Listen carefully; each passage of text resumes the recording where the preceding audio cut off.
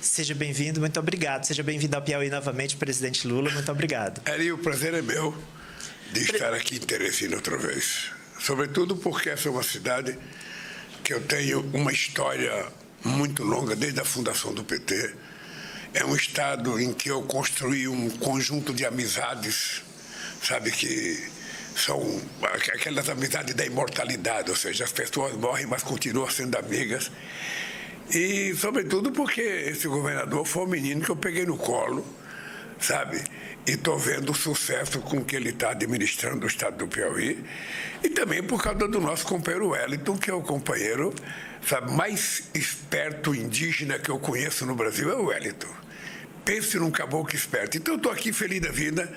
Quero dizer aos ouvintes, ao telespectador do Grupo Meio, que eu estou à disposição do Ari para toda e qualquer pergunta que ele quiser fazer. Muito bem, eu gosto de entrevistado assim, né? Que não pensa duas vezes antes de responder as perguntas. Presidente, eu gostaria de começar essa conversa com o senhor falando sobre emoção e razão. Vou explicar. Antes, quando a economia ia bem, e o brasileiro era perguntado se aprovava ou não o governo, o que ele dizia? Olha, eu tenho mais comida em casa, a minha família está empregada, a inflação está sob controle, então eu aprovo.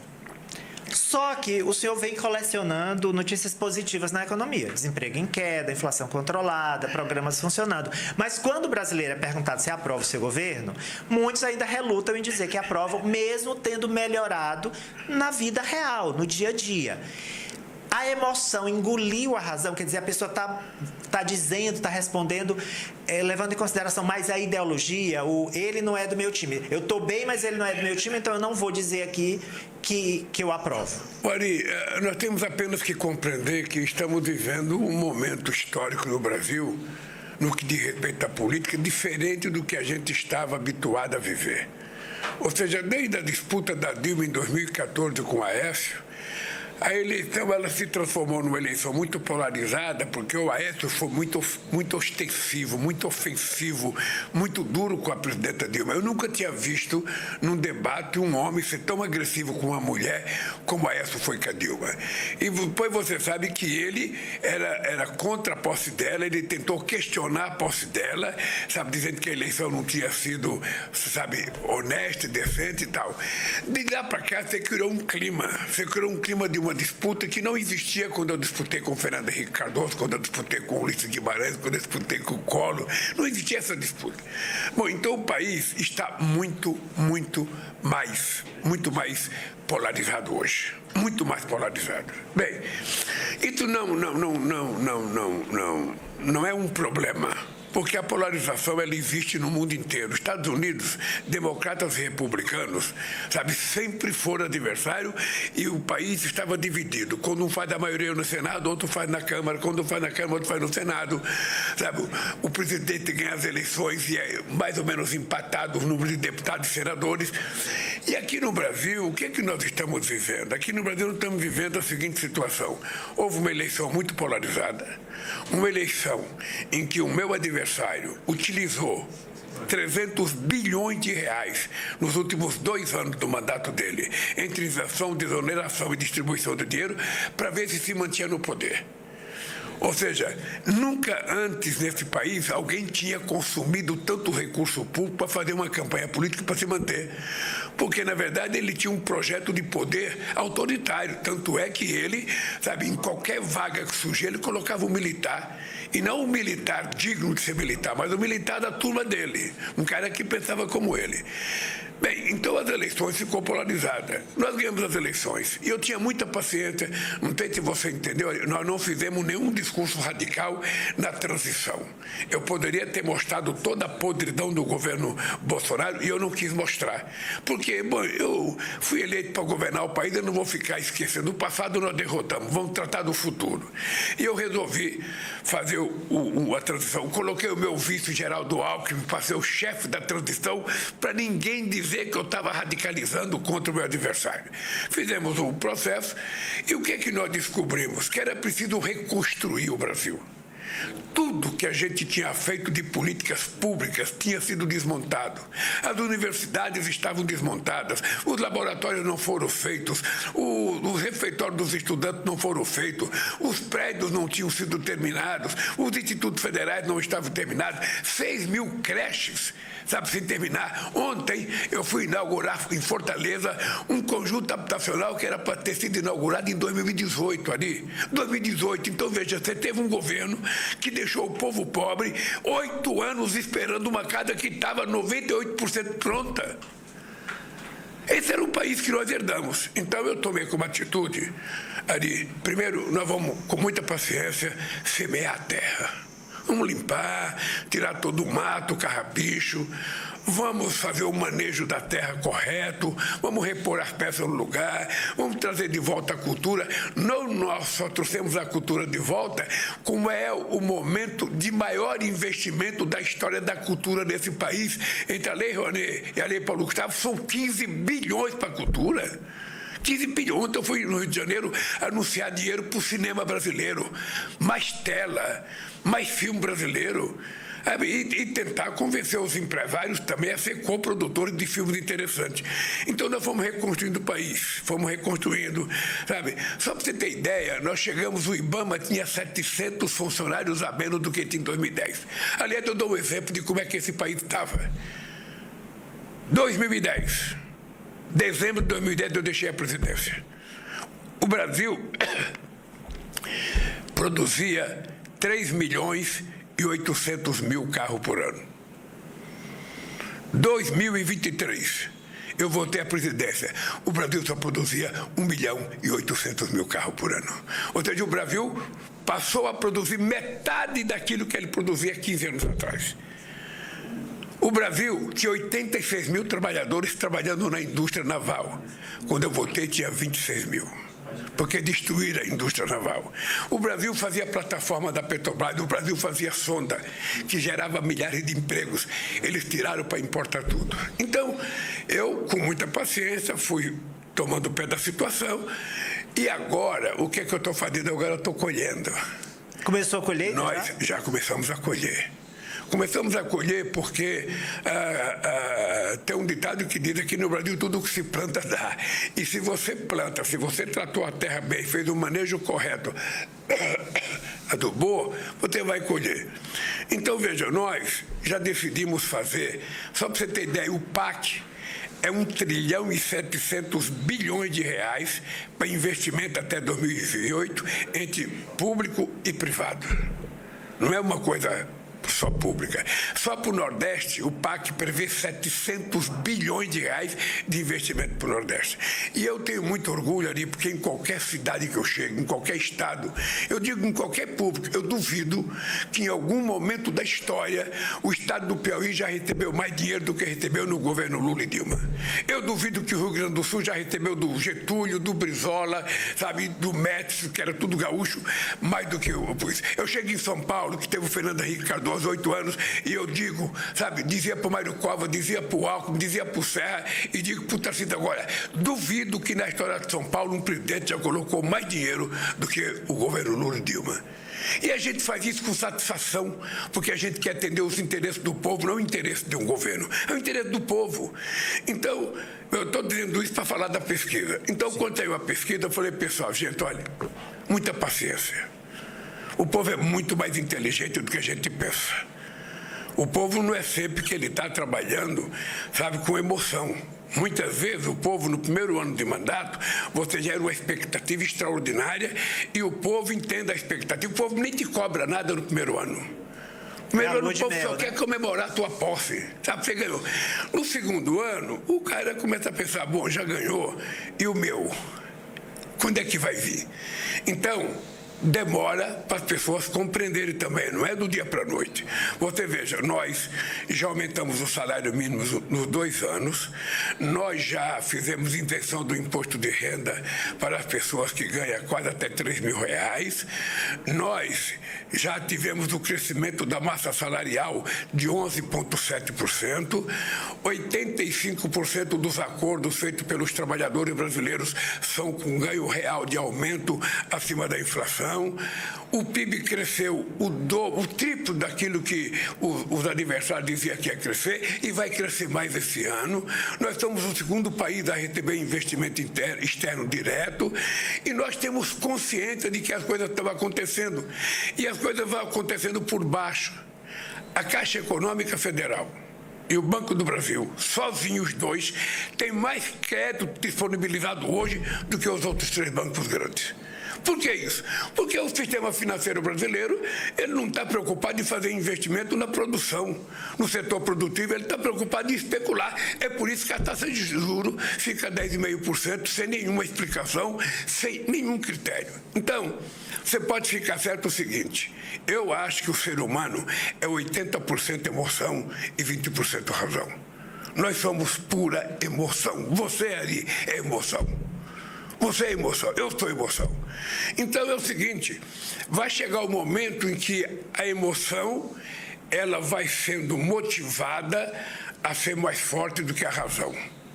E aí você vai votar numa pessoa, você vai escolher a pessoa, porque aquela pessoa está fazendo aquilo que você acha que é importante para o seu povo. Então, eu estou muito tranquilo com isso. Eu estou com 2 anos e estou com 1 ano e meio de mandato, eu tenho 2 anos e meio, tudo está para fazer. Começamos a colheita da jabuticaba agora. Na verdade, o pé está florindo ainda. Nós vamos colher muita jabuticaba, vamos colher muita soja, muito milho, muito algodão, muito arroz, muito feijão. Você veja o negócio, eu tomei uma atitude esses dias drástica, que foi o seguinte. O cara me mostrou lá no celular dele um pacote de arroz de 5 quilos a R$36. Aí um outro me mostrou um pacote de arroz a R$33. Eu falei, não é possível. Não é possível, o povo não pode pagar R$36 num pacote de 5 quilos. Esse arroz está caro. Aí tomei a decisão de importar 1 milhão de toneladas. 1 milhão de toneladas. Sabe? E depois tivemos a anulação do leilão, porque houve uma falcatrua na empresa. Mas por que eu vou importar? Porque o arroz ele tem que chegar na mesa do povo no mínimo a R$20. Um pacote de 5 quilos. Sabe, que compre R$4 um quilo de arroz, mas não dá para ser a um preço exorbitante. E vamos, inclusive, financiar áreas de outros estados produtivas de arroz para não ficar dependendo apenas de uma região.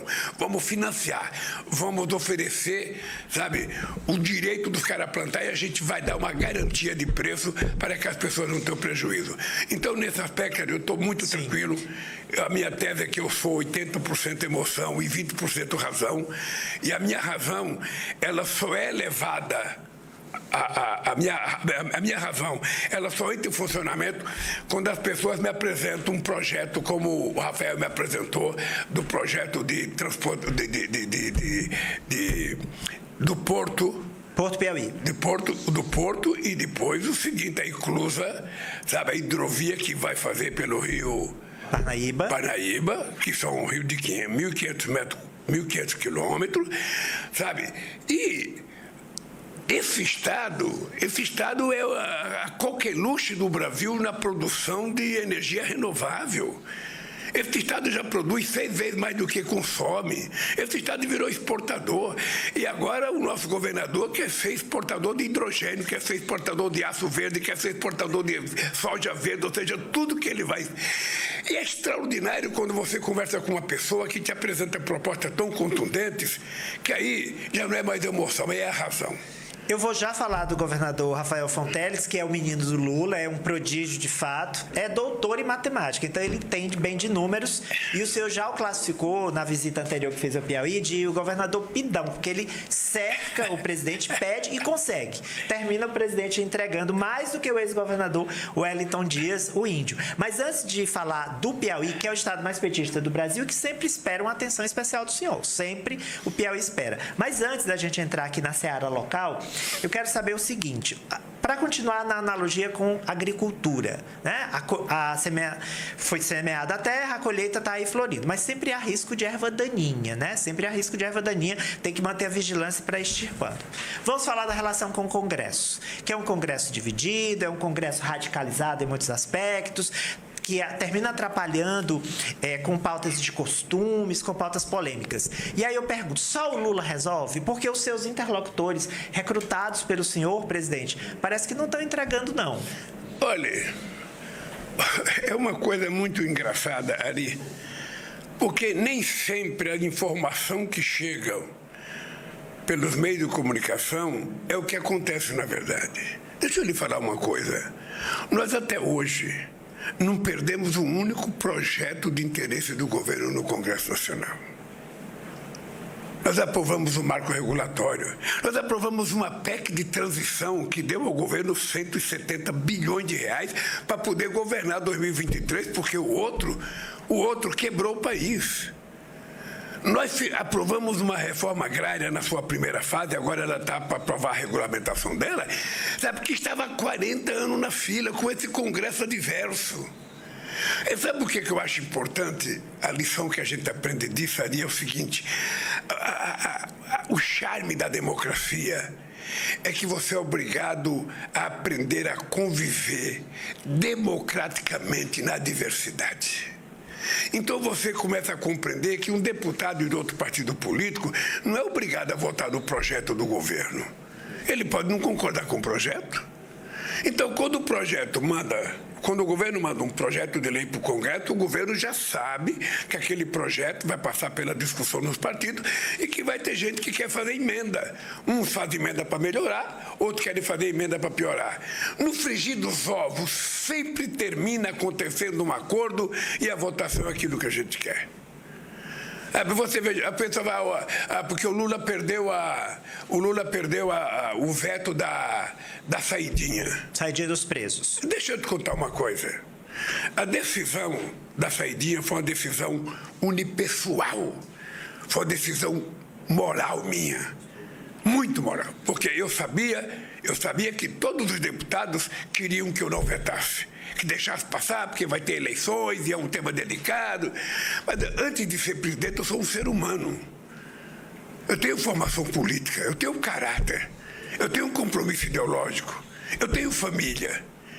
E eu falei, como é que é possível, numa sociedade democrática, em que a base da sociedade é a família, e o Estado prende um cidadão que cometeu um delito, e se o prendeu, não é apenas para castigá-lo, é para recuperá-lo, e na hora que o cidadão sai para ver a sua família, que é uma das fontes de recuperação dele, é proibido?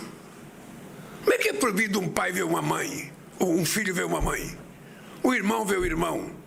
A mãe vê uma filha, porque cometeu um delito, vai pagar pelo delito e vai voltar a ser uma pessoa livre outra vez.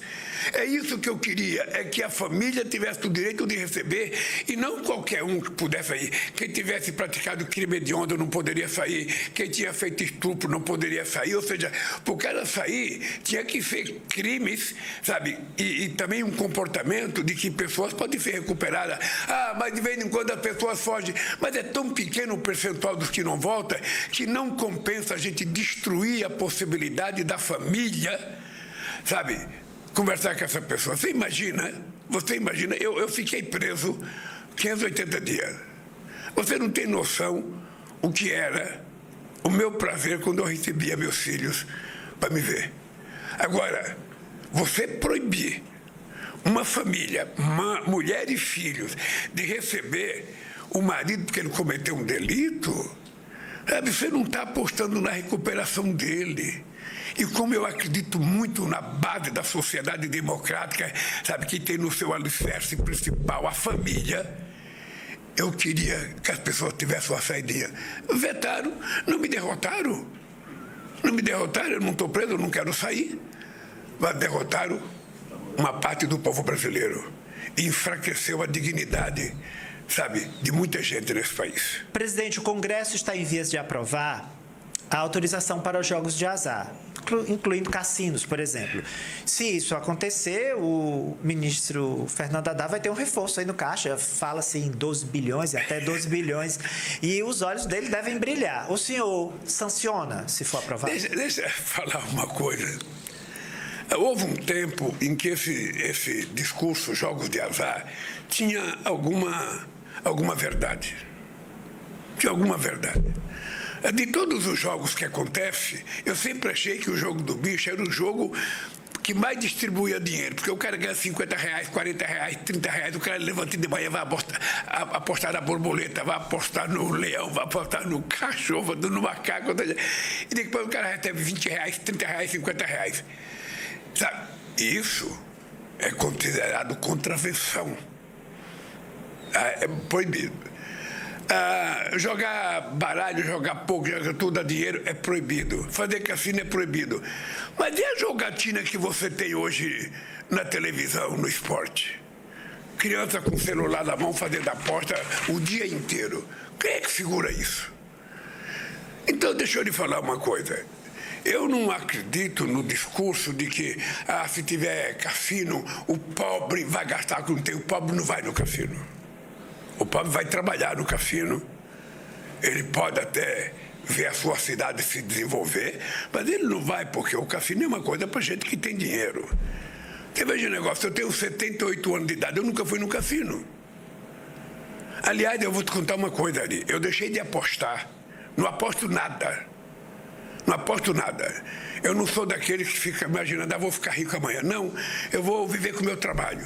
Em 1974, eu ganhei na loteria esportiva. Eu estava vendo a zebrinha, e quando a zebrinha foi falando, eu olhando o meu cartão, não queria nem que a minha namorada visse, vendo meu cartão, 13 pontos. Aí eu guardei meu cartão. Aí eu descobri que eu tinha um lado maldoso, um lado perverso, ou seja, eu não contei para minha namorada, não contei para minha mãe, não contei para ninguém, eu estava rico.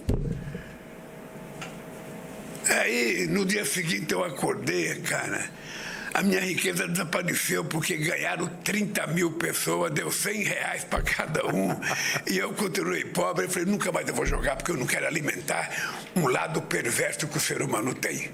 Um demôniozinho que todo mundo, de vez em quando, tem e aparece. Então, eu prefiro viver na minha e não apostar. Eu não sou favorável a jogo, não. Não estou favorável. Mas também não acho crime. Se o Congresso for aprovado e for feito um acordo entre os partidos políticos, for aprovado sem nenhuma receita, não tem por que não sancionar. Agora, eu acho que não é isso que vai resolver o problema do Brasil. Essa promessa fácil de que vai gerar 2 milhões de empregos, de que vai desenvolver não sei quanto, não é verdade também. Não é verdade. Então, o que eu acho é o seguinte, a minha missão é o seguinte, o meu jogo agora é isso. O meu jogo é fazer a economia brasileira voltar a crescer. O meu jogo é fazer muito investimento no ensino profissional, no ensino técnico, nas universidades e no ensino fundamental. Meu jogo é fortalecer a escola de tempo integral no Brasil inteiro. Meu jogo é gerar emprego, aumentar salário, distribuir renda, porque é isso que deixa o povo feliz. É esse jogo que o povo tem que apostar e é esse jogo que o povo vai ganhar, porque esse país vai devolver ao povo o prazer e o orgulho de ser brasileiro. Logo, logo você vai ver que esse ódio que está estampado com muita gente aí, ele vai desaparecendo, vai indo para a lata do lixo e as pessoas vão voltar a se tratar com respeito. Mas vamos falar de um goleador chamado Rafael Fonteles, já que o senhor mudou a analogia da agricultura para futebol. Isso é Timão, né? Corinthians. Eu sou Corinthians. Muito bem. O governador, ele aposta muito na transformação digital, na produção de hidrogênio verde, na exportação para a Europa através do Porto Piauí. São projetos arrojados e ousados que o Piauí nunca tinha visto, né? A gente sempre ia mais na linha do feijão com arroz. E eu fiquei curioso. Esse projeto é de navegabilidade do rio Parnaíba para ajudar na exportação de hidrogênio verde lá no litoral, que ele lhe apresentou. É em primeira mão esse projeto, né? Deixa eu lhe falar uma coisa. Esse estado é um estado... toda vez que eu vinha ao Piauí, antes do PT, o estado era conhecido como o estado mais pobre do Brasil. Tá? Não foi por acaso que o programa Fome Zero começou aqui. Lá em Guaribas. Em Guaribas. Tá? Ora, o que aconteceu nos 16 anos do companheiro Wellington e do PT aqui, e nos governos do Lula e da Dilma? A verdade é que o Piauí teve uma transformação social extraordinária. Houve muita política de inclusão social, houve muito evento. Você se lembra que isso aqui, quanto aqui tinha 1 ou 2 escolas técnicas, nós vamos para 20 agora. Tem mais 3 chegando aqui, tem mais 3, sabe, chegando uma em Altos, uma em Barra e outra em Esperantina. Sabe, tem mais 3. E por quê? Porque a gente quer formar mão de obra qualificada, porque o nós queremos é exportar inteligência. queremos exportar conhecimento. O companheiro Rafael, ele não sonha com hidrogênio verde apenas para exportar hidrogênio verde. Ele quer é que as empresas venham produzir o aço verde, sabe, o carro verde aqui no Brasil com energia produzida no Brasil. É isso que vai fazer esse país fazer a diferença. E é por isso que eu acho que o sonho do companheiro Rafael é legítimo. Ou seja, nós investimos muito no social, o Estado se desenvolveu, sabe? E agora ele é um matemático formado no INPA, sabe? Deve ter sido medalhista de ouro das Olimpíadas da Matemática. Sim, é chamado gênio da matemática. E você sabe que nós criamos uma faculdade de matemática no Rio de Janeiro agora, sabe para quê? Para colocar os meninos que receberem e meninas que receberem medalha de ouro nas Olimpíadas. Nós vamos fazer um vestibular para não deixar os nossos gênios sair do Brasil. Estude aqui e vamos ser gênios brasileiros a serviço dos interesses da necessidade do povo brasileiro. Então, quando eu vi o projeto, veja, o projeto, eu falei para ele, o projeto tem um problema mais político do que econômico. Do ponto de vista econômico, ele tem todo o direito, porque esse dinheiro que está disponibilizado é para cuidar, sabe, do Rio São Francisco e do Rio Parnaíba. Portanto, ele tem dinheiro, tem um direito. Quando você vai discutir apenas economicamente, você fala, puxa, mas dá 1 bilhão só para um Estado, e tem tantos estados no Brasil, então não vou mudar. Não, mas veja, não é dar 1 bilhão para o Estado, é a gente entender que o Estado tem direito a esse recurso, porque ele tem o Rio Parnaíba, e esse dinheiro só pode ser utilizado na recuperação do Rio Parnaíba e do Rio São Francisco. Então, sabe, eu me convenci, e o meu papel agora é tentar convencer outros de que é importante, porque, veja, será o projeto mais estruturante da história de Sergipe, do Piauí. Desculpe. Mais importante, gente. É quase que uma revolução. Sabe, que esse rapaz quer fazer nesse Estado, já está fazendo, mas quer fazer e quer entregar a obra mais estruturante do Piauí. Então, eu estou convencido da necessidade. Ele ganhou Estou convencido. Não, porque tem uma discussão ainda. Mas o que eu acho é o seguinte, o projeto é factível. Sim. O projeto tem cabeça, tronco e membro. Tem começo, meio e fim. E isso é o que importa. Sabe, quando você... Sabe o que é o gostoso de você ser executivo? É que se você coloca um paralelepípedo na rua, você pode contar para a história toda, esse paralelepípedo fui eu que coloquei. Às vezes você fica 30 anos no Congresso, você não põe um paralelepípedo, você não põe nada. Ou seja, muitas vezes você nem sabe o que você fez. Então, eu estou convencido que o Fonteles está sendo uma extraordinária novidade nesse Estado, porque ele está pensando em fazer o Piauí se transformar num Estado altamente moderno, altamente competitivo. É um Estado que antes, sabe, já tinha muito investimento em educação, agora ele está fazendo curso, sabe, escola de tempo integral e, ao mesmo tempo, junto com formação técnica para esses alunos. É tudo isso que nós precisamos ali. Você veja uma coisa ali, eu sou o único presidente da República que não tem diploma universitário. A minha obsessão pela educação é isso, é porque eu não tenho. Eu não tenho, e eu acho que todas as pessoas têm que ter o direito, não de ir para a universidade, porque às vezes o cara não quer ir para a universidade, o cara quer ser técnico, o cara quer ser um pequeno agricultor, o cara não quer, nem todo mundo precisa fazer a universidade, mas nós temos que dar a eles o direito de ser, a oportunidade de ser. E é por isso que eu sou o presidente que mais fiz universidade na história do Brasil, que mais fiz extensões universitárias. E quando nós chegamos na presidência em 2003, ali tinha 140 escolas técnicas feitas em 100 anos. Eu vou terminar o meu mandato agora com 782 escolas técnicas nesse país. É a revolução do conhecimento que eu quero para esse país.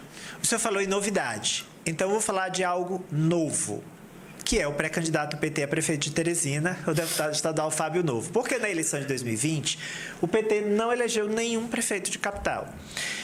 E, para que essa colheita frutifique em 2026, você vai precisar aí de um suporte de prefeitos, de vereadores, e depois na eleição de deputados também. O que o senhor espera que surja das urnas no dia 6 de outubro? Qual é o desenho que o senhor espera que saia em relação ao PT? Veja, é que toda eleição tem a sua história. A história da eleição para prefeito de 2024 vai acontecer a partir do momento em que os candidatos foram oficializados e estiverem na rua fazendo campanha. O PT nunca ganhou Teresina. Não. Como o PT nunca ganhou Salvador, embora a gente governe Salvador há 20 anos. Mas o PT já ganhou São Paulo 3 vezes, sendo governador da oposição. O PT chegou a governar em São Paulo 22 milhões de habitantes. O PT governou toda a região metropolitana de São Paulo, mais Campina, mais Piracicaba, mais Ribeirão Preto. Ou seja, nós éramos que nem essa Copa Europeia, ou seja, a Copa do Mundo sem Brasil e Argentina. Então, sabe, a gente governava o Estado sem estar no Palácio, porque a gente governava o setor produtivo do Estado de São Paulo. Nós perdemos, nós temos que analisar por que nós perdemos, onde é que nós cometemos erro, nós somos candidato adequado. Essa cidade aqui, eu não esqueço nunca uma única divergência que eu tive com o meu companheiro Wellington. Uma única divergência que eu era contra ele ser candidato a prefeito de Teresina depois de ter sido eleito senador da República. O senhor foi contra ele? Fui contra. Ser candidato. E ele sabe que eu fui contra. Chamei ele a atenção. Falei, o povo não compreende, Wellington. O povo te deu um mandato de 8 anos, cara. O povo te fez uma figura nacional. E você larga de governador e agora quer voltar para ser prefeito? O que aconteceu? O povo não votou nele. E não votou não é porque não gostava, não votou para dar uma lição. Vocês, políticos, pensam que sou esperto, mas de vez em quando nós, povo, somos mais espertos que vocês. E 2 anos depois ele é eleito governador outra vez. Veja, numa demonstração de inteligência e sabedoria do povo. Então, cada eleição tem uma história. Eu estou muito feliz com o entusiasmo do governador, do Wellington, com a possibilidade do Fábio Novo ser o novo prefeito de Teresina. Seria uma coisa extraordinária você ter um governador, sabe, ativo e altivo, como o Rafael, e ao mesmo tempo você ter um prefeito da capital, sabe, na mesma sintonia, participando da mesma orquestra, tocando a mesma música. Vai ser uma coisa extraordinária para Teresina. Eu penso que vai ser uma coisa extraordinária para Teresina. Muito bem. Temos tempo ainda, Ricardo? Muito bem. Deixa eu te falar mais uma coisa ali. Deixa eu te falar mais alguma coisa. Eu tenho que ter muito cuidado nas eleições para prefeito pelo seguinte: eu tenho uma base de apoio no Congresso Nacional muito heterogênea. Então, na medida que tiver um partido que no Congresso Nacional me apoia, em divergência profunda com um partido, sabe, que está lançando a candidatura, sabe, como o PT aqui na cidade de Teresina, sabe, eu vou ter que decidir se eu venho ou não venho. No caso de Teresina, eu estou te dizendo antecipadamente, eu vou participar da campanha do Fábio, se ele necessitar. Porque do jeito que eu estou vendo aí, parece que nem vai necessitar. Olha, que tá? a presença do Lula é sempre nós temos São peso. Paulo, que nós temos chance de ganhar as eleições. São Paulo. O Boulos pode ser prefeito de São Paulo, pegar suas capitais. Sim. O Rio de Janeiro, nós vamos apoiar o Eduardo Paes, que é o candidato certo para se reeleger. Em Recife, a gente, sabe, está apoiando o Campos, e vamos ter que apoiar o Campos, porque ele é candidato à reeleição. E tem outra cidade que a gente vai lançar candidato no Rio Grande do Sul, a gente tem uma candidata competitiva, que é a Maria do Rosário. E outras cidades importantes que nós temos interesse de ter candidatos, nós vamos lançar. Onde eu não tiver candidato, eu vou apoiar o candidato aliado. O que eu não quero é que os adversários ganhem, porque os adversários são negacionistas. Eles não gostam da verdade, não gostam de coisa certa. Então, eu estarei fazendo esse jogo com muito cuidado, Ari, com muito cuidado, sem esquecer que a eleição termina e a vida continua, e eu sou presidente, o Congresso vai funcionar, e eu vou precisar de ter relação com o Congresso. Presidente, o senhor veio aqui a Teresina participar dessa 10ª edição da Caravana Federativa. E é uma expectativa de anúncios que o senhor faça daqui a pouco, ao vivo, aqui no Centro de Convenções da capital. Na área de moradia, o senhor pode antecipar algo aqui para a gente do Grupo MEI? Não, nós vamos... Olha, é muita coisa. É muita coisa. Eu estava brincando agora há pouco que se a gente não tomar cuidado, o Rafael vai chegar lá em Brasília com um projeto para trazer o Palácio do Planalto para cá. Porque, veja, nós vamos fazer muitas entregas hoje aqui. Além da caravana, que é uma coisa extraordinária, porque é a oportunidade da gente trazer o governo federal para o Estado e fazer com que os prefeitos, vereadores, presidente de Câmara tenham acesso a essa gente. Claro. Nós aqui vamos fazer algumas concessões de terrenos importantes para Teresina. Nós vamos fazer a concessão de uma área para a implantação do sonhado Porto Luiz Correia. É uma área de 4,9 milhões de metros quadrados. Só para você ter ideia. Depois nós vamos fazer a doação, sabe, de um terreno para a construção da unidade da Fiocruz. A Fiocruz vai se instalar no Piauí. Excelente notícia. E a gente está dando um terreno de 53 mil metros quadrados para a Fiocruz se instalar aqui, cuidar da saúde desse povo, pesquisar a saúde desse povo. Nós estamos dando um terreno para a construção da sede da Polícia Federal aqui. E nós estamos dando um imóvel para o polo de inovação do Instituto Federal do Piauí. Isso é só coisa que nós vamos fazer concessão. Depois a gente vai ter o imóvel para a sede do INTEP. Instituto de Terras do Piauí. Depois a gente vai ter mais, sabe, a gente vai anunciar, não sei se vai anunciar aqui, a primeira estratégia nacional do governo digital do país. Vamos anunciar aqui também. Dentro do projeto de transformação digital do governo. E depois vamos anunciar mais também, sabe, 1.400 casas novas em 5 cidades. 1.400 unidades habitacionais. Não, porque, no PAC, porque no PAC vai ter quase 10 mil casas aqui, entre a faixa 1, 2 e outras faixas mais importantes. Vamos chegar... No Pacto Oficial dado 6.300 casas do 1 e 2. Mas nós queremos financiar casa para gente que ganha um pouco mais, que quer uma casa melhor. Então nós também precisamos pensar nesse setor médio da sociedade que ganha 5, 6, 7 mil reais, que quer uma casinha um pouco maior que a cadeira. Nós vamos também pensar em fazer casa para essa gente. E depois... nós vamos dizer para você que esse Estado aqui, só do PAC, ele tem 56 bilhões de investimento, sabe?